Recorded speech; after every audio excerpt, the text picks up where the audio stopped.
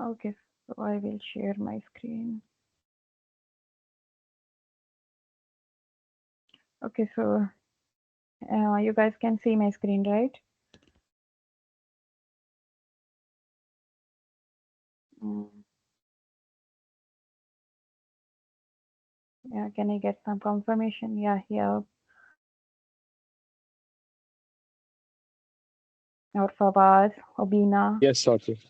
Okay. Yes, you're audible. Okay, thank you. Okay, so we will mainly talk about deep learning today. Our session is focused on neural networks and mainly on RNNs. So, does anyone here have any idea about what is a neural network?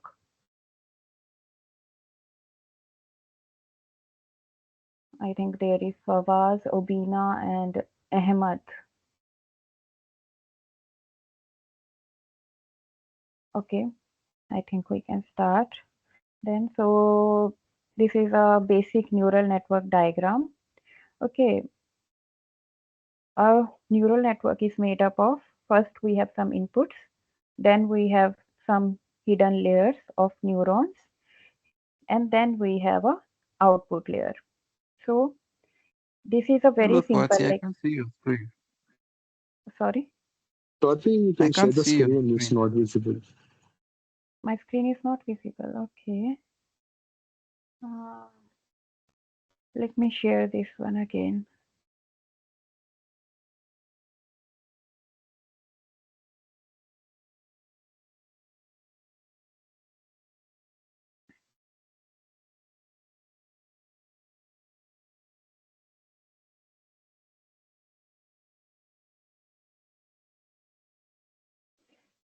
Uh, can you now see the presentation?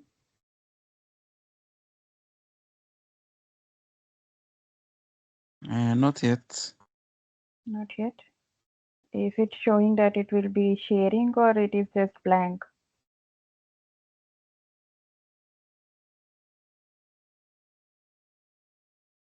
Still not. Okay, let me try one more time. Sorry, guys. So can you see now?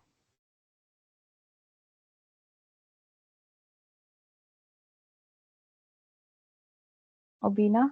Maybe, Swati, you can drop off and I join still cannot again. see your screen. Ah, okay. Okay. Hmm.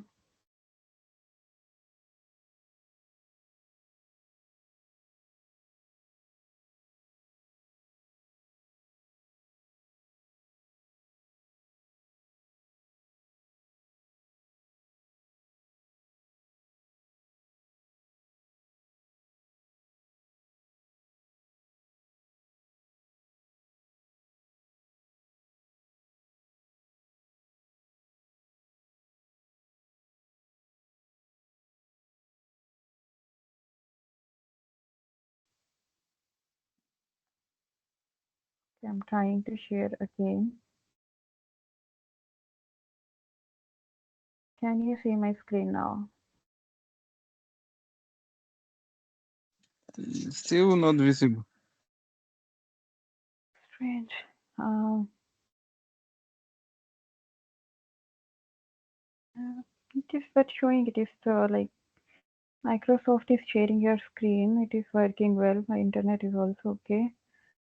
I can do one thing. Maybe I can send it to one of if you any one of you has good connection. Okay. Can you see this one? I have just opened my collab.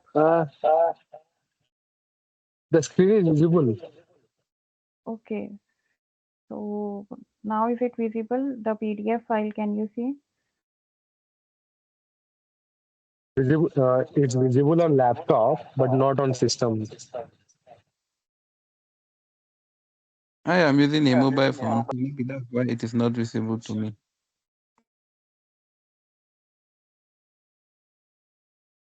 Okay.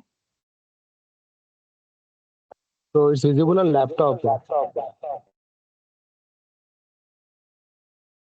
Okay, you can go ahead. Maybe we will just listen.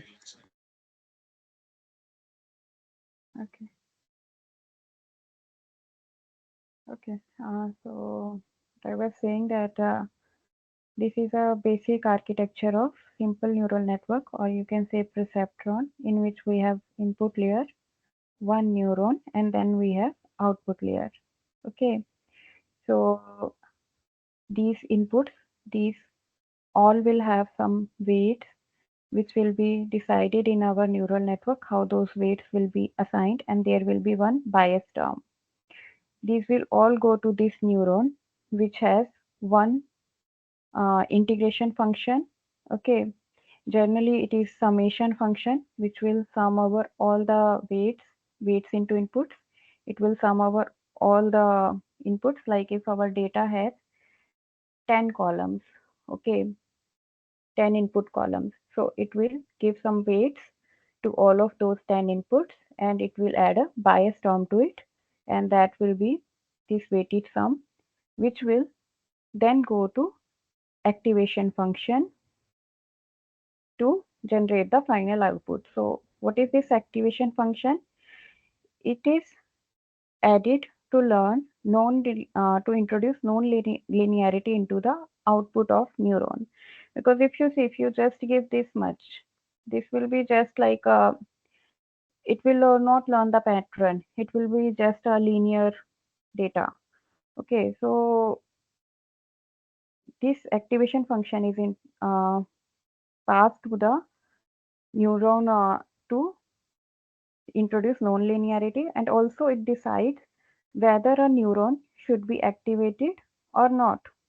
Okay, so in general, like this is a very simple architecture. Obviously, when we go to the our models, then there will be many hidden neurons, and it could be possible that it is not just one hidden layer. There could be multiple hidden layers that we have to test out while working on the data. It can vary, depends upon how much data you have, what kind of data, how much complex that is. So we have to give a hit and trial method with number of neurons and number of hidden layers. Okay.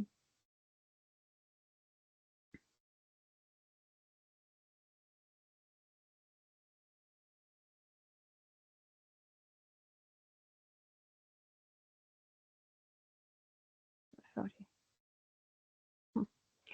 So we will first come to these activation functions. These activation functions can be two types. Linear activation functions, which we have, I have just told that if it is linear activation function, it will just give the output as same. Like if we have 10 as the weighted sum, it will simply give 10. So, but as we have read that activation function is basically used to introduce non-linearity to data, to introduce complex pattern. Because to learn linear patterns or like quadratic or those, we have linear regression method, right? So we are using neural network to learn the complex pattern in the data. So this linear activation function is not generally used. We have some non-linear activation functions like sigmoid, tan hyperbolic, ReLU, leaky ReLU, and there are more versions of ReLU which are used in the various hidden layers of neural networks. Now we will study them like one by one. So linear function, as I have told, it is simply give the output same as what is coming as input. It can range from minus infinity to infinity. It is not much used in the hidden layers because it doesn't provide any non-linearity. Okay, it can be used in the output layer of a neural network. Like we said that we have these hidden layers, and then we have some output layer. So it can be used in the output layer, this linear regression for linear function for regression kind of problems. Then we have this sigmoid function, which has 0 to 1 range, and it is this is like mathematical formula for this one. This one is also not much used in the hidden layer of the network. Okay, because it can suffer from vanishing gradient problem. So we will come to that later. What is vanishing gradient? Okay, it is mostly used in the output layer for binary classification task. Like this one for, I was saying for regression. So what is binary classification? Like we want to choose if it is like apple or orange. So there can be two possibilities, apple or orange. So in that cases, these function in the output layer can be used. It will give some probability between 0 to 1 for apple and for orange. Then we have a tan hyperbolic function, which has a mathematical formula like this. Output is from -1 to 1. So this has zero centered output as well, but it still suffers from vanishing gradient problem because I think I can give you a heads up here, vanishing gradient problem. So what is this? Like when we move through neural networks, then we calculate at the last, we calculate the output. Okay, then this output is compared with the original output, like predicted output and original output. So this will give you some loss function or some error will be coming. That error will be propagated back in the like hidden layers. So when it will go back, it will be calculating the derivative of the loss function, and then ultimately the derivative of activation function will come out, and these are like exponential functions, so their derivatives will be very small. Like for a sigmoid function, if you take the derivative of this one, it will be, it will remain between 0 to 0.21 or 22, not more than that. So when it continuously goes back, like from one hidden layer to another hidden layer to another hidden layer, so these derivatives become smaller and smaller, and they will ultimately reach to, like they will be zero. And if that activation will be zero, then you can imagine that if some activation is zero, then that means this neuron is dead. Like it won't it won't take part, it won't play any role in the output, or it won't be giving anything. So this will lead to a dead neuron. Okay, we don't want that in our neural network.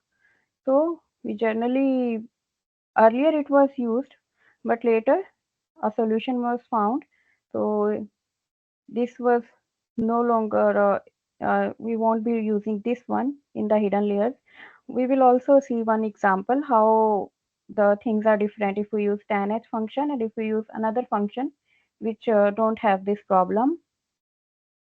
So next we have softmax function. It this is the like mathematical formula. I need not to tell this one in detail. So this has output from 0 to 1, and this is also used in the output layer of multiple like if we want to classify something in multiple categories. Earlier it was binary classification. The sigmoid was used for binary classification, right? But we can have more than one category, like we can have apple, orange, grapes, bananas. So we can have four categories.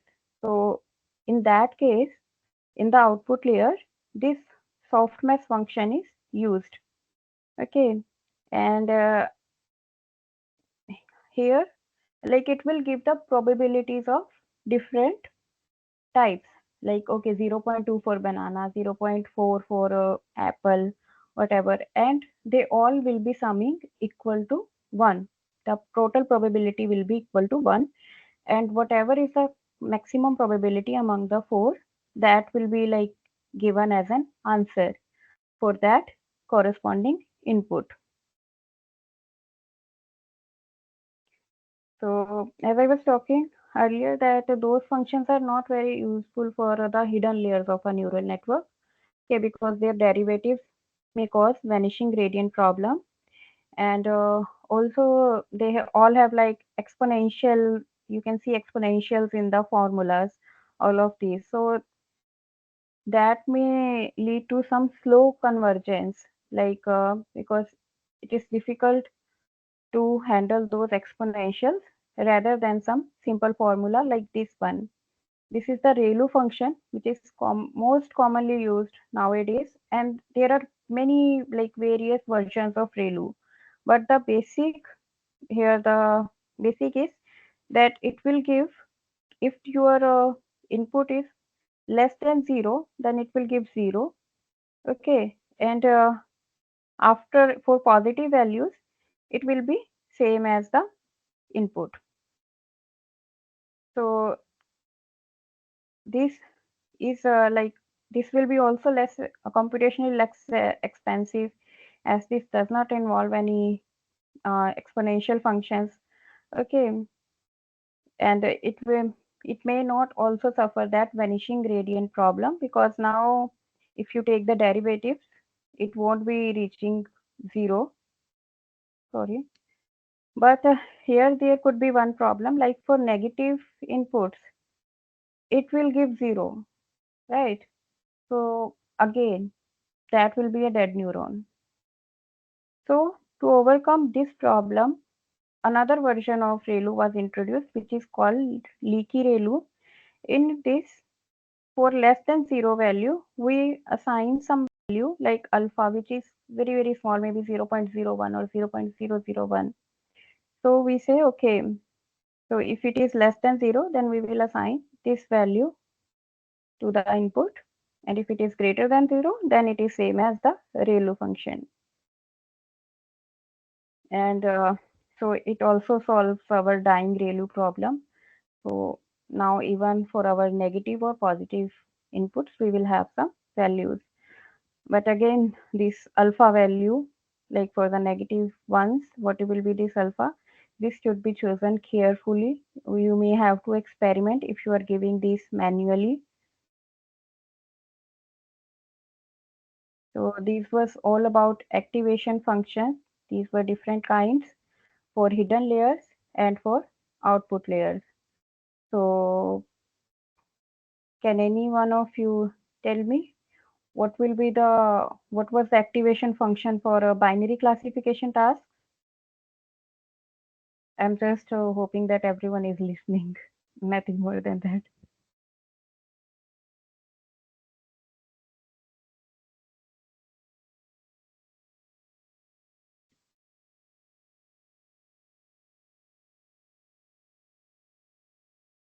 Okay, I can't hear anything from anyone. So should I go ahead? Okay. So we are coming to loss and cost functions. So what is a loss function? It can also be say as error functions. Okay, so it will be the error for a single example, single training example. Like if we are giving some inputs for a particular data point, what will be the output, and the difference between those two will be the error or loss function. And if we sum over for all the, like, we can't have only one data point, we will have multiple data points, maybe 1,000, or in neural networks it's good to have lot of data, so maybe we have 10,000 data points. So the average for all those loss functions will be the cost function. It is nothing more than the sum of all the loss functions corresponding to each input. Okay, so this is a like loss curve. As you can see here, we can say now there could be many problems with this curve as well. Like if our weights are initialized here, now we are using neural networks. Okay, so we won't be giving manually some weights. So the weight initialization can be also important, and each time you may run the code, it could be different. So the final results will change every time. It won't be consistent. Suppose suppose we are starting from here and we want to reach, because this is a loss curve, we want to reach minima anyhow, right? We want to minimize the loss, but there could be a possibility that you are going from here like this, and then instead of going there, your model may learn, like it will go like this and it may reach here. And it will say that, okay, this is a valley. Okay, this is the minimum loss function. So it is like difficult to reach the global minima in neural networks. We can't surely say, as we can't see these kind of things in the, like those are all are hidden layers. So we can't exactly see how this is going. So it is like we have to run a lot of experiments and see how is the loss function, if it is decreasing with the number of increasing in neurons. Like we have to try with the various hyperparameters. We'll talk more about those like learning rate. You may also have to try with different activation functions, like if it is ReLU, leaky ReLU, or other versions of ReLU, which one will be doing which will be doing a good job. Okay, and then we have optimizers as well as a hyperparameters in the neural networks. So these will all play an important role in deciding uh, how our final loss will be. Like if we will reach this global minima or we will stuck somewhere here or here. Maybe you are like uh, your like function can't learn the pattern, so it will go somewhere like here. Can't even think of that there could be minima here. So for regression problems, we have mean square error, which is simply the square difference between the input and the predicted output, this y hat, and the output, which we already have. So this will be sum over all the data points. There could be other cost functions as well, like RMSE, root mean square error, and MAPE values, mean absolute percentage error. It depends which suits your problem the best. Okay, so you have to try with everything when we are working on some project. Then for binary classification task, we have this binary cross entropy. This is like y log y hat. Y hat is predicted one. Y was the original output, and this will be again summing over all the data points. And for multi-classification task, we have categorical cross entropy, where like these are the number of classes. Like we have given the example earlier, if it is a apple, orange, banana, or grapes. So if we have 4 classes, then j is equal to 1 to 4. And if you expand this formula, then it will become something like this. Like, okay, if you can see, then it will be something like this only. But yes, it will be for the multiple classes.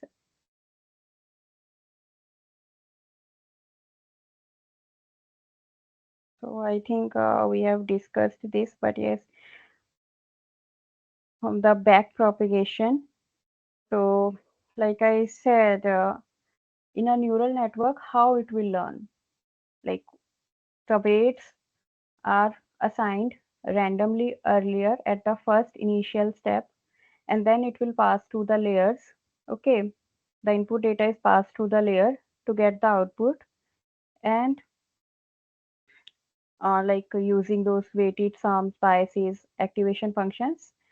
Then we have loss calculated from the output. We will calculate the loss function, as I have shown in the previous slide, that we have different loss function for different kind of tasks.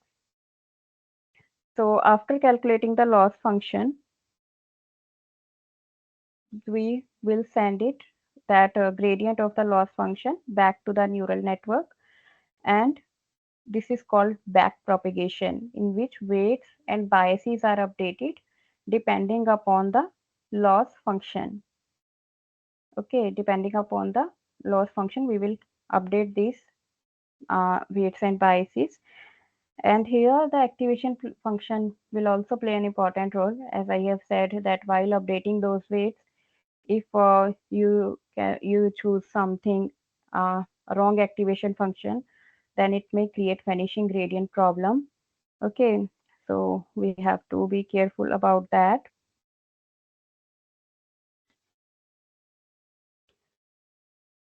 So the another hyperparameter which is very important in these neural networks is the learning rate. So what is this learning rate? It controls how much your weights and biases will be adjusted while back propagating. Okay, so like your weights are updated like this. Weight, this is the like initial weight, and this is your final weight. Eta here is the learning rate, and this is the gradient of the loss function. So you can see if your learning rate is too small, okay, then it may take a lot of epochs to reach the final data point. And like I said here, it could be possible that it may not learn at all, because like if you are going on this surface, suppose your starting was here, so you're going through this, you're slowly going down, and then you are going up here. So you say, okay, this is my valley, or maybe if there is some flat surface, okay, like this is flat, so your learning rate is very slow, so you are going on a flat surface, your model will say, oh, your loss function is not changing, it is remaining constant, so that will be your minima. So this learning rate will play an important role. How your loss will be calculated, how that will be decided. Too small learning rates can also make a negative impact if there is some flat surface in the loss function. Then if it is too high, then you can see like it may never reach the minima, because it will just keeps bouncing on this curve. It may never reach here. So it will say, okay, here is the minima, because this is the this is the minimum loss function it could get.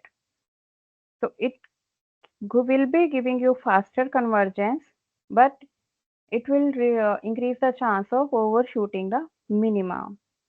Okay, so this was one example for the right kind of learning rate. Like this, earlier the learning rate was very high, so it is like learning rate can also change. In this one, we were showing that learning rate is constant, okay, but RMS prop or other like those optimizers, learning rate can also change with the epochs. So our model will say, okay, if my loss function is changing, like then keep the learning rate same. When my loss function will start changing by very small amount, like here, then reduce the learning rate, because I want to reach the minima. So keep a high learning rate when you are getting the loss functions like steep in the loss function, and if you are getting very small, a very slight difference from the previous epoch, then reduce the learning rate.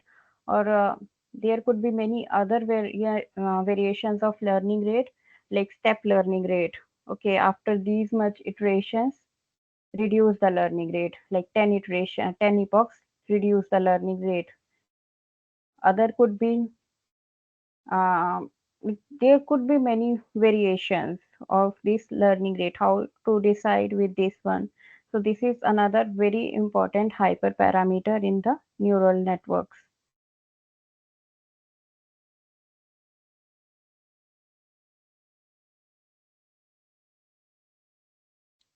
So this was all like basics of our neural networks, how those work, what are the hyperparameters.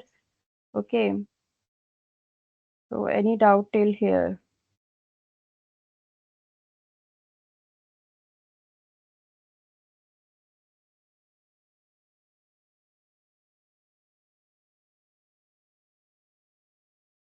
Okay, if nothing, I can move ahead with RNN. So this neural network which we were talking about, this was kind of feed forward neural network. Okay. In this, we were taking the inputs, sending them to some hidden neuron layers, and then getting the output. Now there could be another type of neural network which is called RNN, okay, which is a special type which uses sequential data or time series data. So it will be commonly used for the temporal problems such as language translation, language processing, image captioning, okay, like Siri, voice, Google Translate, all those, and also time forecasting, time series forecasting. Maybe you have heard about it. So we can also use this to do time series forecasting. So these are distinguished by their memory because they will also take input from the prior input. Earlier, it was not like that. Each input was separated. Like the previous data point won't affect the next data point. One data point will be affected by its inputs only. If we have 10 inputs, then only those 10 inputs will affect the output. But what happens in a sequential data? The previous input data point may also affect the next data point. For example, you can see in time series. Okay, so if you have tomorrow's date, suppose we have weather data of today and tomorrow. So maybe for 3 to 4 days. So we can say, okay, it was rainy for 3 days. Then we can say, okay, it was rainy for 3 days. Then on the fourth day, there will be some cooling, like the temperature will be somewhat reduced. So this was like we are taking the input from previous data points as well, along with the current inputs. So this is the main difference of an RNN from simple feed forward neural network. So this is a simple architecture of an RNN. Here, these are the inputs, these XD minus XD, these are the inputs for a particular time step. Okay. And at each time step, this T, the hidden state. Now we have, in these ones, we have hidden states. Maybe I have missed this point. So the data will be stored in some previous inputs data will be stored in some hidden states. So these hidden state HT is updated based on the current input. Suppose here we have, it will take the input from this one. Okay. Plus it will consider the input from the last data point. Okay. Last hidden state. So these are some weights V and U, weight matrix. So uh, these will be like contributing to update the hidden state of this timestamp. Plus this bias will be always there, though we may not mention it explicitly everywhere, but bias will be always there for each unit of a neural network or for each neuron of a neural network. Okay, so here we have these two inputs to update the hidden state. Then we have output. Output will be calculated simply. This is our activation function. Here also activation functions will be used like the previous ones. Like here it is sigma. This is also activation function. This is for the hidden neuron layers. Like we said that hidden layers have generally ReLU activation functions. Okay. So this is the activation function for the output layer, which I have discussed will depend upon what kind of task you are working on, whether it is a regression, binary classification, or multi-class classification. Plus bias term, as I said, it will be there. So these arrows that are looping back from hidden state to itself that indicate the recurrent connections which allow these hidden states to carry the information across the timestamps as we move forward. So this is difference between a basic neural network and a feed forward. I think we have discussed most of the points. Okay. Yes, so to handle sequential data, non-sequential, it allows information to be passed from one step to next. In this, data flows from only in one direction, input to output, like just this one.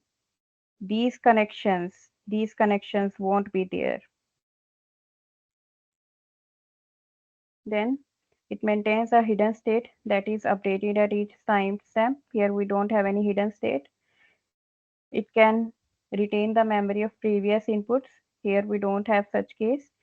And the back propagation, which we have discussed previously for this feed forward neural network, it will be different and it will be more complex for recurrent neural network, because we are also taking the hidden state from previous timestamps into account. So this is like, this will be completely different. And then we have the applications are also different. Here we mostly use sequential data, time series, language, speech recognition. This is more complex, as you can see. This is less complex. And I think these all are okay. Hmm.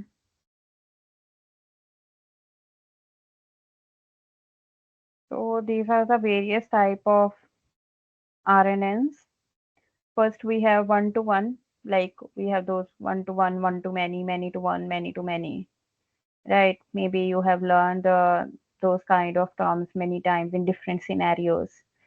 The one I can remember is in the, like when we generate some kind of data.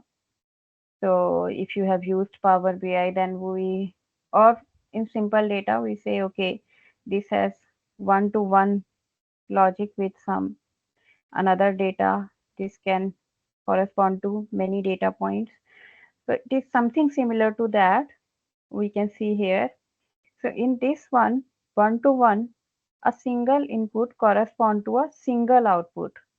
Okay, this is generally used for feed-forward neural networks, not very common with the RNNs. Okay, like image classification. Image classification, where one image is classified into one category. So we can use feed forward, or generally for image data, we use CNNs. Right now, we are not covering that, but yes, hopefully, we will come up with that course as well. Uh, if anyone wants to do that in more detail, how the basic architecture will work and how CNN will work. Because nowadays, I think the computer vision, right? The how to handle image data, that is equally important. So the many new models are coming every day. So it is good to learn the basic. Okay, how, because all those models will be basically using CNN, those computer vision models. Next, um, sorry if I'm straying away from the topic. Then we have one-to-many RNN type. In this one, a single input may lead to sequence of outputs. It is not one, it is one to many. For example, image caption. You will give some single image and it will give some caption to it. So it will generate many words to a single image, a single input. Then we have many to one example. In this, we have multiple inputs and they will give a single input. Okay. For example, sentiment analysis. In this sentimental analysis, you will give some sentence, I'm feeling sad or I'm feeling happy. So you will ask if the sentiment is positive, negative, there could be neutral also. So if you say I'm happy, so it will say, okay, positive sentiment. So it can be used to do the sentiment analysis, or the reverse of this previous one. Like here we were giving the image and it was generating the caption. What if we ask the model to give a caption like give me red car image, so it will generate one image. That will be an example of many to one. though we don't use RNN for that. It's just for example. Then we have simple RNN, many to many. In this we have multiple inputs and multiple outputs. Okay. For example, machine translation, where we translate one sentence to another sentence. Okay. So the one example could be like you say, um, what should I like? There could be different inputs and multiple output because you say thank you. Okay, so there will be two inputs and corresponding to thank you. Like in Japanese, we say arigato gozaimasu. So you can't like say separately arigato correspond to thank and gozaimasu corresponding to you. That is not the case. It is a full phrase. And in English also, it is a full phrase, right? So these are an example of many to many uh, version of RNN.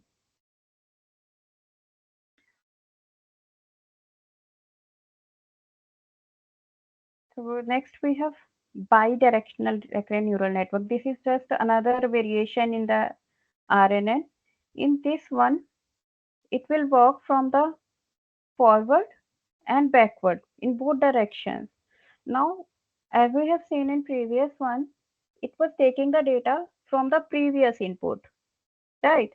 It was taking the data from previous input to update the current hidden state. But in this one, in bidirectional, you can use the forward, like the next input, also to contribute to the present new hidden state. Okay, so the backward layer works in the opposite direction by taking both current input and future hidden state to update the present hidden state. So this is the forward layer in which we take the previous input to update the hidden state. Then in the backward layer, we take the future hidden state to update the present state. So combining both these layers will be improving your accuracy.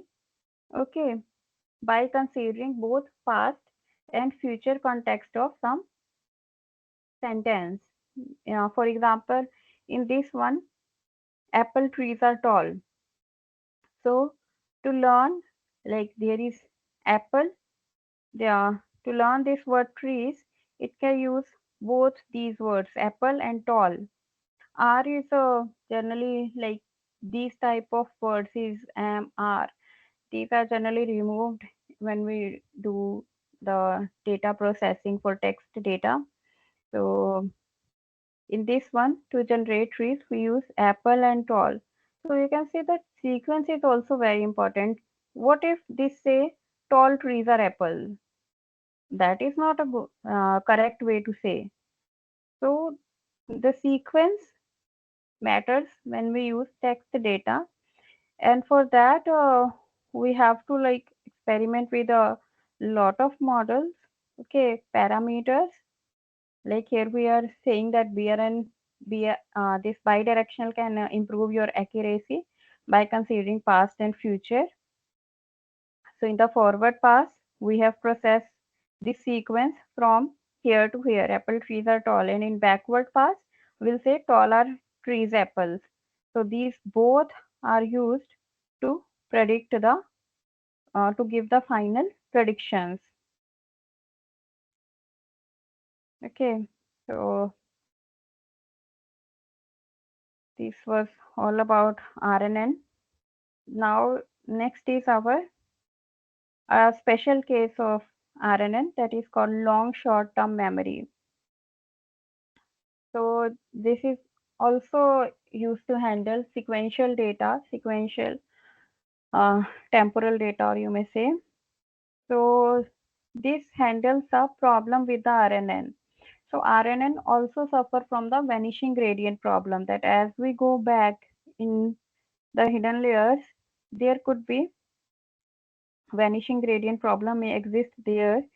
So What LSTM does, like RNN can't handle long range dependencies. Like for small for small steps, timestamps, it is okay to use RNN. But if you do like a long time series prediction, or you can say we have a long sentence, for that you have to check sentiment analysis. So it may not learn very well. Okay. So LSTM address this issue by introducing memory cells, which are kind of like cells or containers that can hold the information for longer period of time. So these will process entire sequence of data, not just individual data points. Like it won't first do for apple, then trees, then or, then tall. It will take the whole sequence of data and then it will start the processing. So this is very useful in translating one language to another. Okay.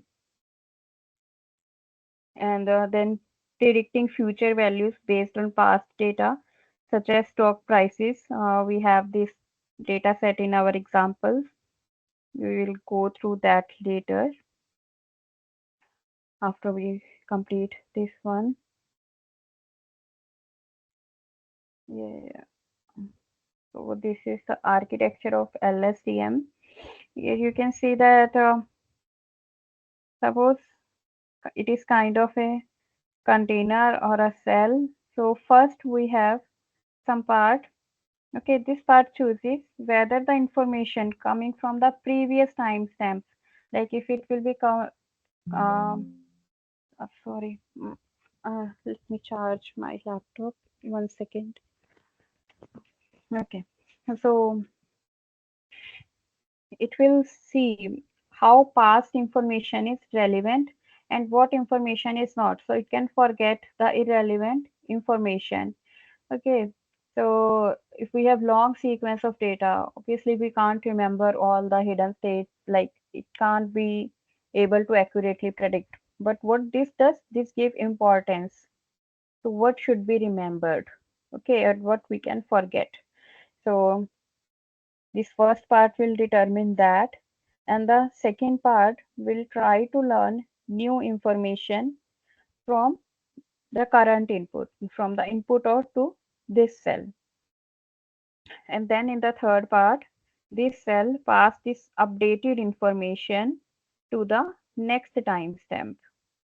Okay, this whole cycle of LSTM is called single timestamp, and these three units are called, like this first one is called forget gate, then we have input gate, and then last we have output gate. So the input gate, the input gate will control what information should be added to the memory cell.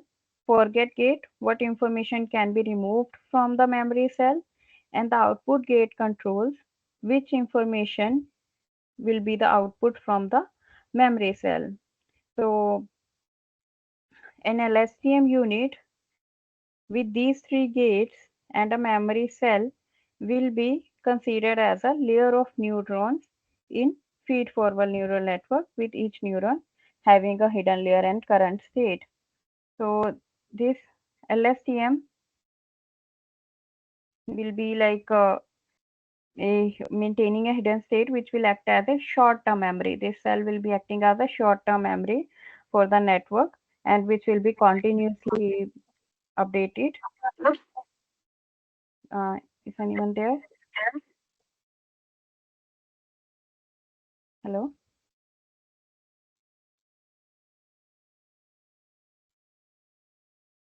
Okay. So similar, we have bidirectional LSTM as well. Like we have bidirectional RNN. So it also works in the same way. It will take both past and future context into the present state to update the present state. So first forward one will process the sequence from beginning to end. and the backward one from end to beginning and compute the hidden state. Then the hidden state from both of these will be combined in not like exactly you don't plus them, but in some sort they are combined. There are many mathematical formulations. I'm not going into those details to form the final hidden state HT. So again, these will be more better. These will be like better and give more accurate predictions for your data. But still, I suggest you everyone that whenever you are working with your data, try with all the models. Okay, because you never know which will be suitable to your data. These neural networks, we can't exactly see how the data is like in linear regression. Generate the, we could see the output with respect to the input, or in clustering algorithms, we can see how those clusters are formed. We can make a plot for the final clusters, assigned cluster, and we can see. But in this one, you actually can't see what is going inside. You can just see what is the output, and from that, and you can calculate your loss or cost function. From that, you have to get an idea how well your model is doing. So try to go with all the models. There are other models as well, like GRU. Okay, so let's try with all the models before reaching to the conclusion. I think that's all for this like theory part. Now we will move to the application part. So if anyone has any questions so far.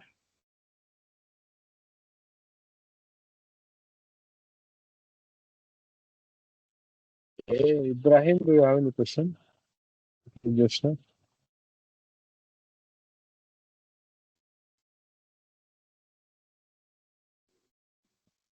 yes, Joshna, go ahead. Yeah, I missed the initial few minutes. If it's possible for you, and I would really appreciate if I can get an idea of that weights and biases. It's not very clear to me.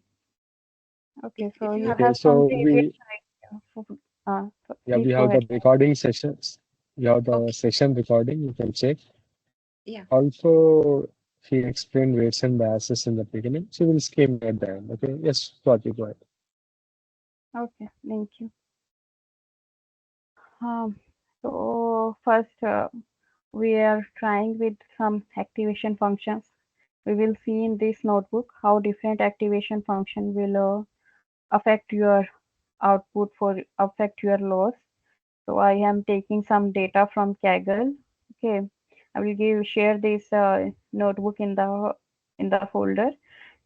You can check from there. So it is very famous data set, Titanic data set. Maybe you all have heard about it. So I'm just loading the data here. Okay, what happened? Okay, I may need to connect here because maybe for now, in this Titanic data set, I can show because I have all the other code already run. I don't want to run it before you. It will take time for me as so I can show you the data set here, this Kaggle data set. So if you have not seen this one, please go to this one. Okay, this is the first. Usually everyone do make the predictions for this one. So this has some like sex, age as inputs. Okay, children, ticket number, fare, cabin number, and this is the output. This is the target predicted on which we need to predict whether the person is survived or not. Okay, so yes, these are all the columns.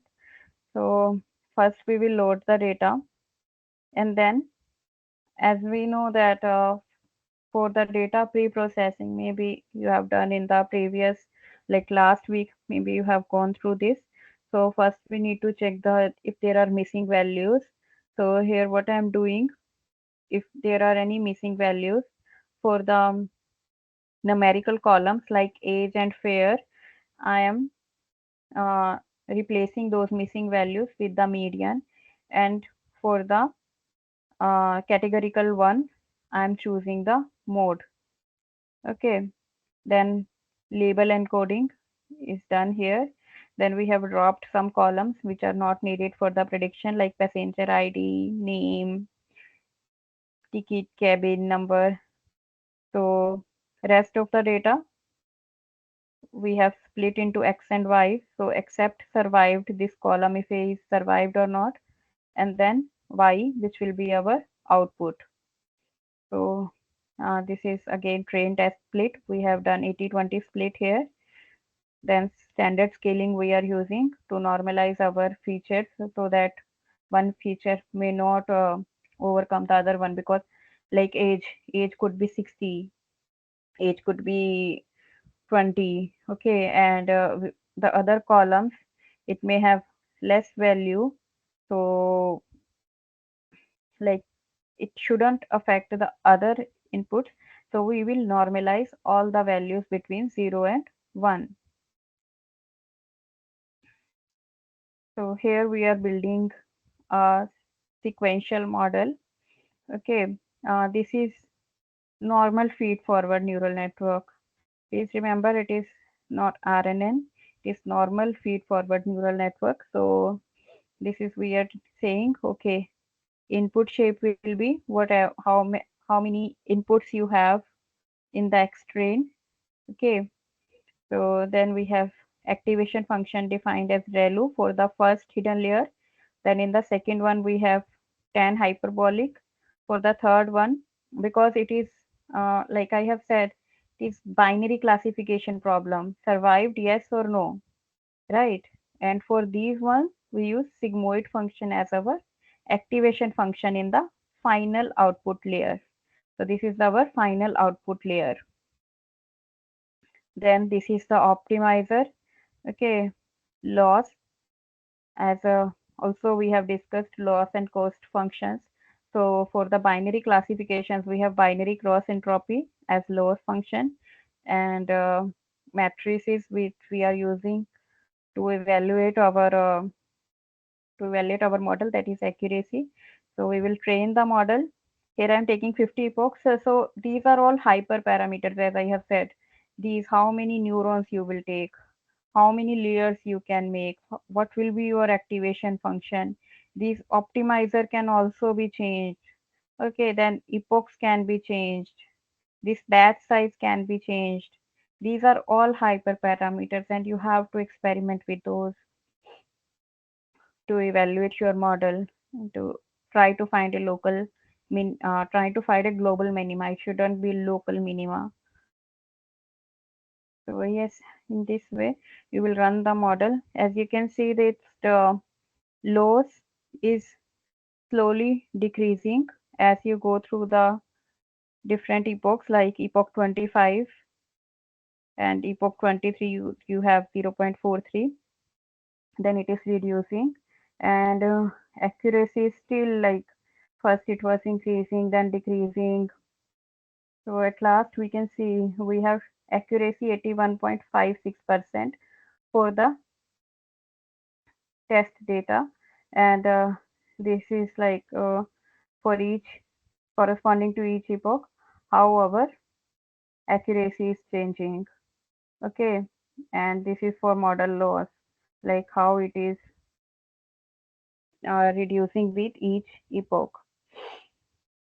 So this is one example with, in the first layer we have ReLU, in the second one we have tan H as an activation function. Now we see if in the both layers we have ReLU as the activation function, will there be any difference? So let's, it is 81.56%, right?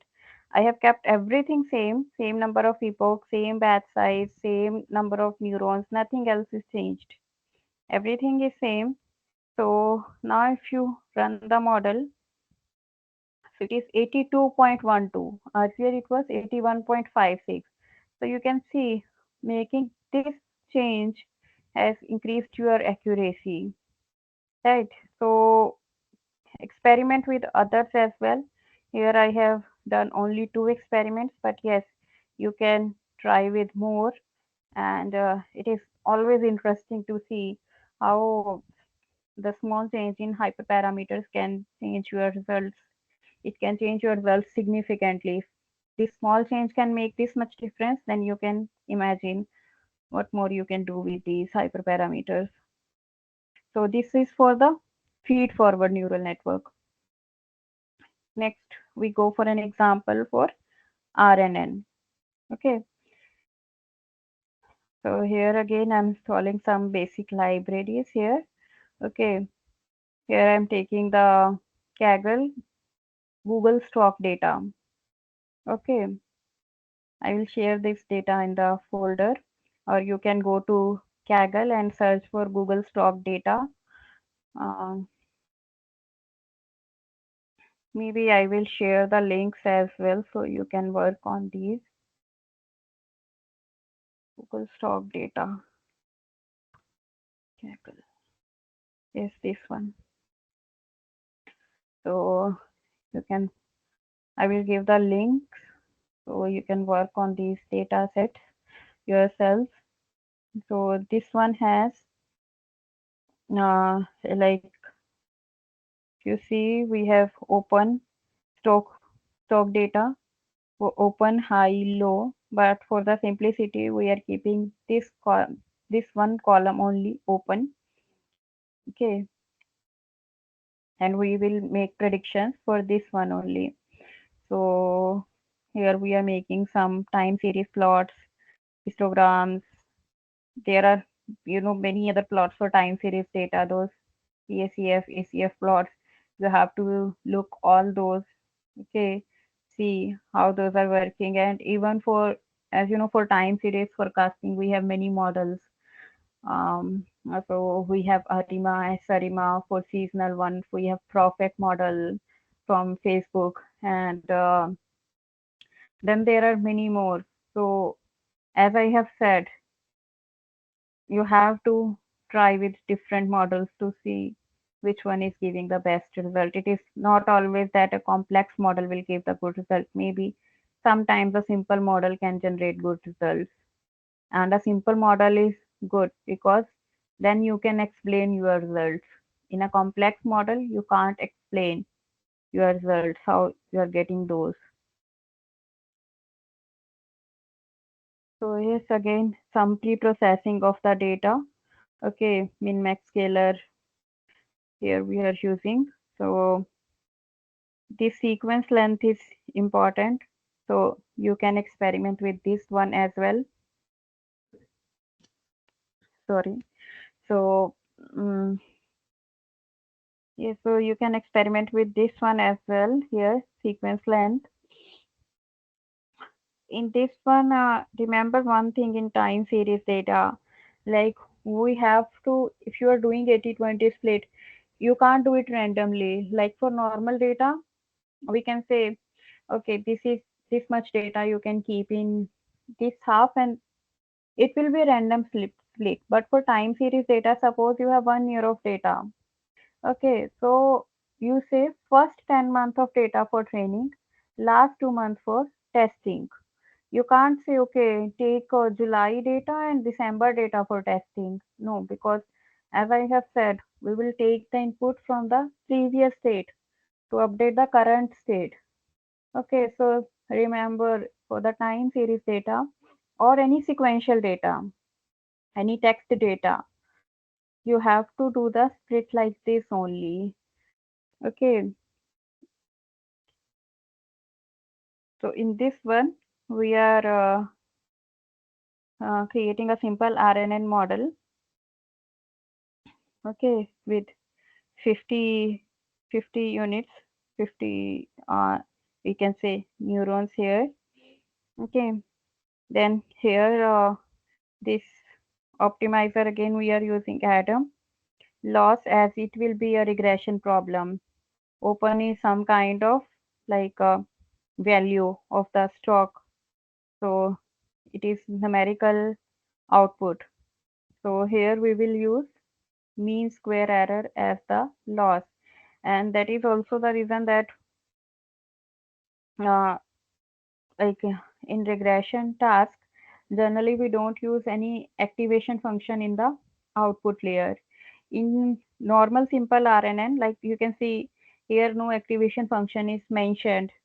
So for this one, it generally assumes that tan hyperbolic is the default activation function here. So if you want to do it ReLU, then you can also mention here activation function is equal to ReLU. You can see how that will change the things. So again, here we are fitting the model, calculating the loss, and then predicting the output. So here we can see that our loss is after 50 epochs, we have 0.005. Okay, so here this is the time series plot. So we have predicted for the last these much timestamps. Okay, so it is making a quite good predictions. This was simple RNN. Now, as I said, you can experiment with bidirectional RNN here. You can experiment with giving more epochs and see how the results are changed. Okay, now here I'm giving activation function as ReLU. As I have said, default was tan hyperbolic. So if you want to specify, you want to give ReLU, then you can do it like this and then repeat the same process. Okay, now you can see that our loss after 50 epochs is 0.002. Earlier it was 0.005. So that is a big difference. And you can see here it is more closer to the input value. The predictions are more closer. It is almost falling on the top of the initial values. Okay, so this was RNN with different kind of activation functions. Now we can try with LSTM. In LSTM, you can call from Keras library as well, like we did for the RNN. Here I am giving only one, like this LSTM units 50. Okay, here we are giving final activation function. We are also giving as a linear activation function. We may skip it as well. Okay, so again, this process is always the same. Whatever model you will use here, this will be the same for all of these. Okay, so these predictions, again we can see, so here we have 0.00029. So I think it is similar to the previous one. It was less, little bit, 24, and that was 0.0029. But yes, it is almost the same. So yes, this is with LSTM. So maybe I will give one exercise for sentiment analysis data. Okay, you have some sentiment analysis data, and then you can work out these different models like simple RNN, okay, and LSTM, and if you like different variations changing the hyperparameters, how much you can minimize the loss function.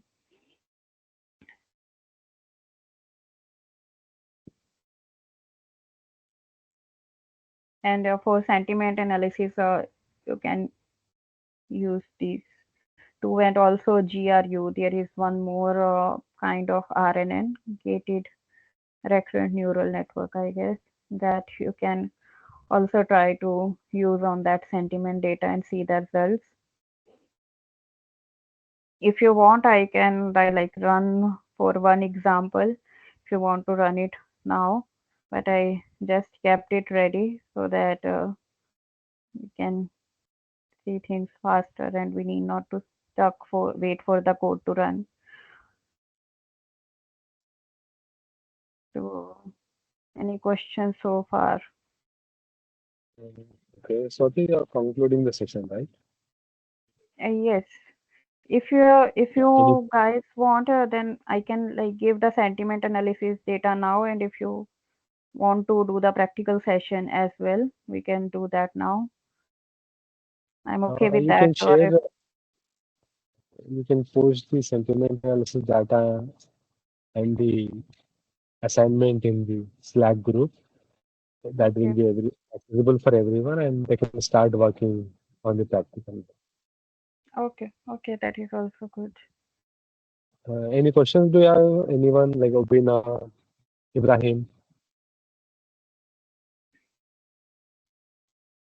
Okay, no questions, right? Okay, Joshna. Okay, so you can just share the data set on Slack.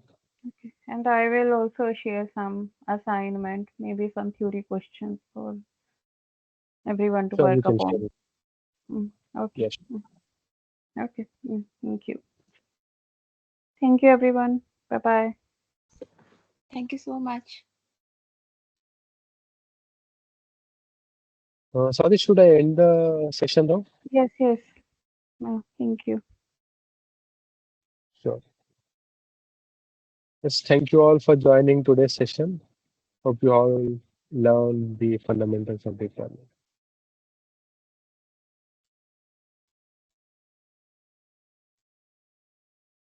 Ibrahim, are you there? Hello.